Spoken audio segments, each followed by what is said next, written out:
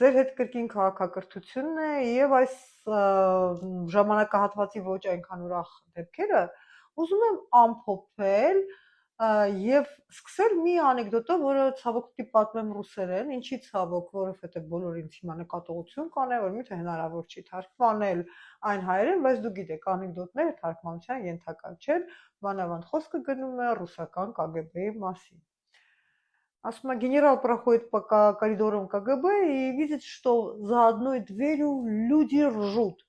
Подходит и говорит, в чем дело, почему вы так смеетесь? И они ему отвечают. Они говорят, мы такой анекдот только сочинили, полстраны пересажать можно. Եվ այստեղից մենք հասկանում ենք,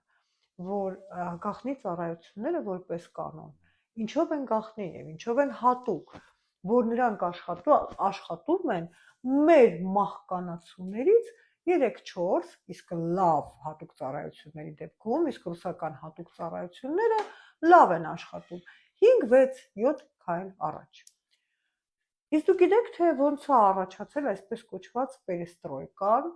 եւ այն ինչ որ Գորբաչովը, որ հետո բերեց սովետական փլուզմանը։ Պարզվում է, որ այդ պերեստրոյկայի, այդ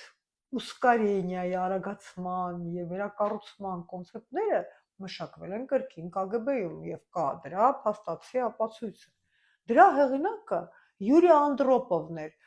հիրավի թերագնահատված մի կերպար, որովհետեւ շուտ մահացավ, բայց աչքեր են գնում բավական մեծ անկաշառությամբ եւ շատ սուր խելքով ու լավ կրթությամբ։ Ինչ էր նա մտածել։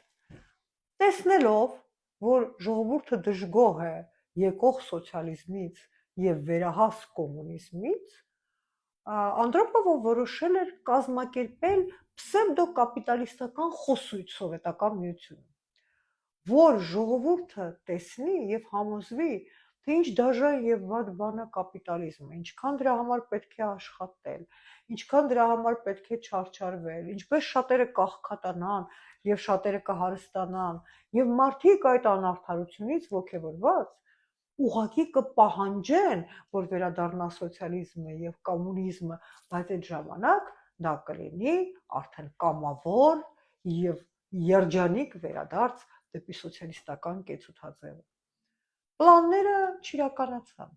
չիրականացան, որովհետև դավադրական այդ պլանի մեջ միջամտեցին միանգամից տարբեր ուժեր, արևմտյան ուժեր հասկացան, որ շատ լավ տարբերակ է պարտությամբ, սովետական միության պարտությամբ ավարտել այդ պատերազմը, ժողովուրդը հասկացավ, որ այո, շատ դժվար է ապրել կապիտալիզմի օրոք, բայց կան մարդիկ, որոնք շատ լավ կարող են ապրել եւ շատ հաջողության հասնել, երբ որ բացվեց երկաթե վարակույրը, շատ շատերը գնացին, պլանը ձախողվեց, բայց ինչ մնաց։ Մնաց սովետական միության փայլուն տեսլականը, որտեղ մինչև հիմա նույնիսկ մարդիկ կան, որոնք չեն հիշում սովետական միության իսկապես աբսուրդը եւ հրեշավորությունը, ես չեմ ասում որ կան մեր մոտ, մենք ավելի իրատես ենք, այդ մարդիկ կան Ֆրանսիայում, այդ մարդիկ կան գերմանական, ավստրիական, իսպանական ձախական շարժումներում, եւ Ամերիկայում, երբ որ մի բոլորը մի ձայնի ասում են, այ եթե սովետական միությունը չփլուզվեր, մենք ունեինք հաղթանակած կոմունիզմի մի տարբերակ, որտեղ բոլորը հավասար են, որտեղ փողը չի իշխում, որտեղ գաղափարական հասարակություն է, մինչև հիմա բոլորը կրկնում են դա։ Հիմա դուք ինձ հարց կտաք, բայց ինչ եմ ես խոսում Անդրոպովի այսպես կոչված դավադրական պլանի մասին։ Ես տեսնում եմ Նիկոլ Փաշինյանի իշխանության գալու եւ նրա իշխանական գործողությունների տրամաբանությունը եւ քիչ է մնում մտածեմ, որ այդ գործողությունները եւ տրամաբանությունը բերում էր նրան, որ մենք շատ բաների երանի տանք եւ տեսեք նախկինները, այսինքն մենք շատ լավ գիտենք մեզ ղեկավարող մարդկանց անցյալը եւ նրանց թերացումները, բայց մենք եկել ենք նրան, որ լիքը մարդիկ երազում են նախկինների վերադարձը, քանի որ եւ իրականությանը շատ մոտ, համենայն դեպս անձնական կարծիք եմ հայտնում, նրանք պնդում են, որ ավելի վատ չի լինելու։ Նույնիսկ ժողովրդական համեմեմ, մի մարդ, որ ամբողջ կյանքի էտալոնը Սերժ Սարգսյանի դեմ պայքարն էր, մի անգամ ինձ ասաց, ես տենց էլ չհասկացա, մենք ոնց մերժենք այդ գյոզալ Սերժին։ Դա այսպես ասած ժողովրդական հավաստիացումն է,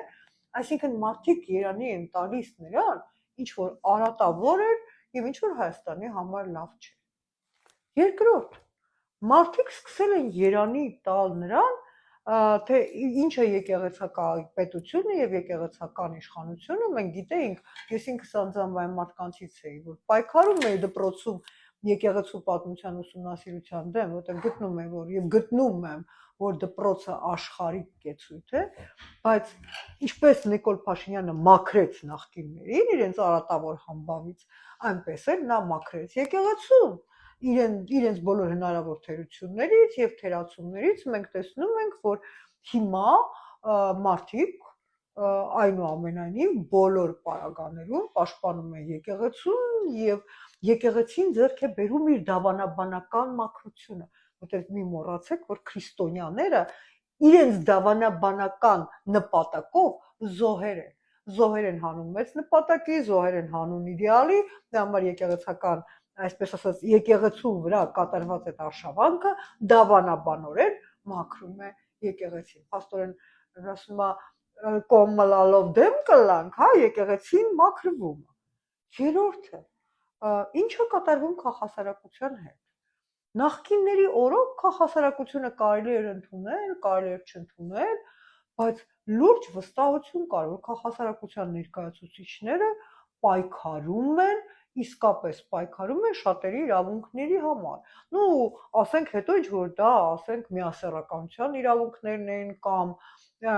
գենդերային ինչ որ իրացման իրավունքներն էին, ամեն մեկ ուներ իր թիրախը, բոլորը պայքարում էին, էկոլոգիական պայքարներ գնում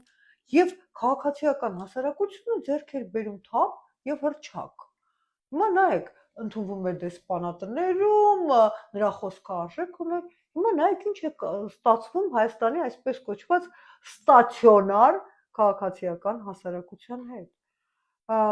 Մարդկանց աչքում նրանց դարձրել են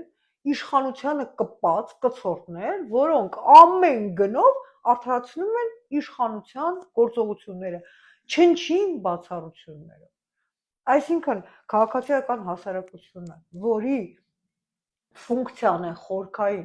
արտահայտել քաղաքացիական տարբեր խմբերի հանրային շահերը, դարձել է իշխանության գործողությունները արդարացնող խմբակ։ Ընդամենը այն ինչ որ չհաջողվեց Ռոբերտ եւ Քոչարյանին եւ Սերժ Սարգսյանին,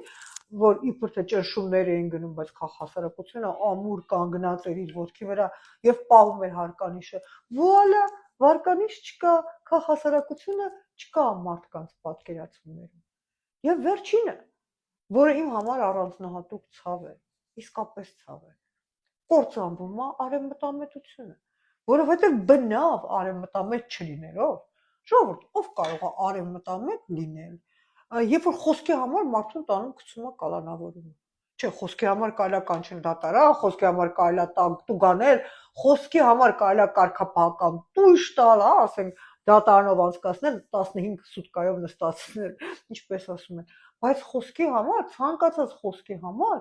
չեն կալանավորում, չեն ձերբակալում, ոչ մի ժողովրդավարական երկրում նման բան չկա, ոչ մի արևմտյան հասարակություն դա չի հանդուրժի եւ այդպիսի բազում բաներ կան, որ չեմ ուզում խորանալ, բայց արևմտամտությունը իրական նախ եւ առաջ խոսքի ազատության պաշտպանությունն է տվյալ իշխանության կողմից, որը չի կատարվում, բայց ինչ է ստացվում, նա կործանում է նաեւ արևմտամետությունը,